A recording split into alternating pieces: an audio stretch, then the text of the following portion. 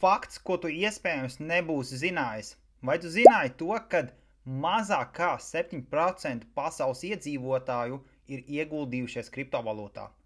Tad padomā, kāds potenciāls vēl ir kriptovalūtai, un padomā par frāzi, ja tu esi sev teicis, nu jau ir par vēlu.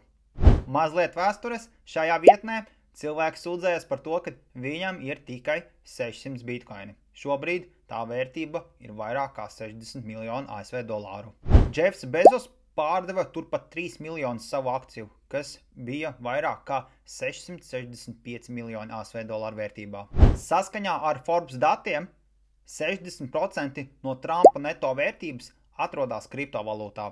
ASV pārstāvju palātai šodien ieplānota uzklausīšana par kriptovalūtas nodokļiem. Tiek lēsts to, ka bāzētās kriptovalūtas, kas ir Amerikā, viņas varētu aplikt ar 0% kapitāla daļas pieauguma nodokli.